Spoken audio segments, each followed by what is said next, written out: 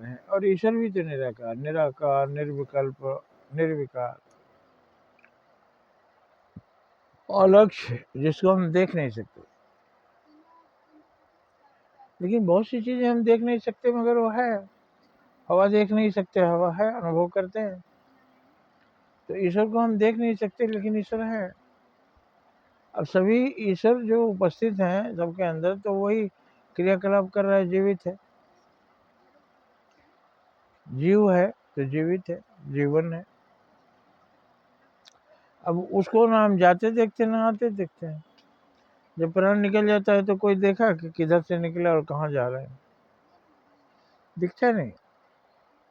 लेकिन जब शरीरों में होते हैं, श्री कृष्ण भगवान ने खुद कहा कि मैं शुरू में नहीं दिखता हूँ, मध्य में दिखता हूँ, जब किसी शरीर में होता हूँ, और शरीर से निकलता हूँ तो फिर नहीं दिखता हूँ।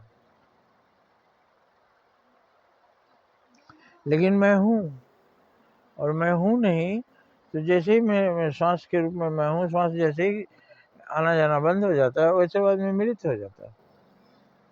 ले जाके जलाते हैं, अगर न जलाएं तो 2-3 दिन के अंदर उसमें कीड़े पड़ जाएंगे, वो सड़ने लगेगा, और आप आसपास के लोग भी मरने लगेंगे।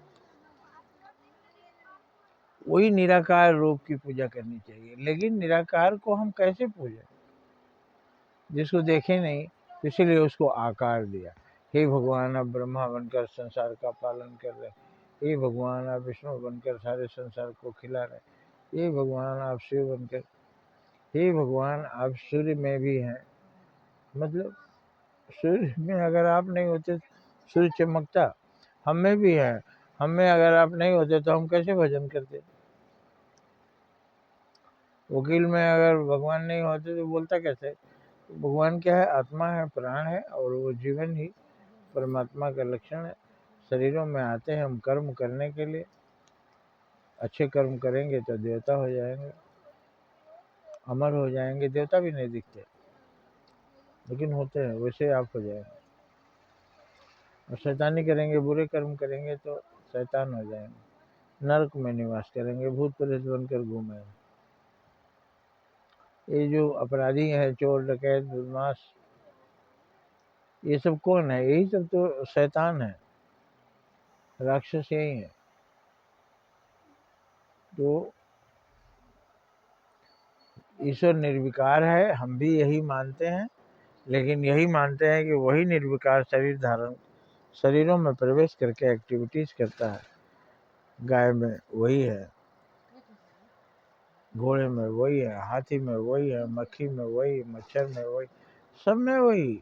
और श्री प्रहलाद जी ने, भक्त प्रहलाद ने क्या कहा जब उनके पिता ने कहा कहाँ है तेरा भगवान, मैं तुझे मारने जा रहा हूँ, बोलो बचावे आकर।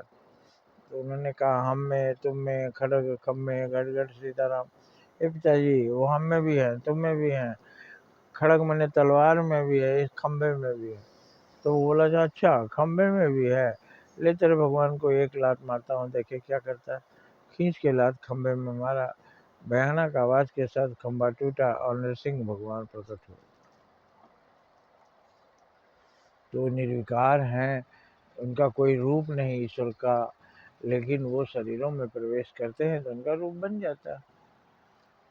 और जब शरीरों में घुसकर उन्होंने संसार का भला किया तो वो देवता हो गए, भगवान हो गए, अमर हो गए, उनकी दुनिया में पूजा होती है।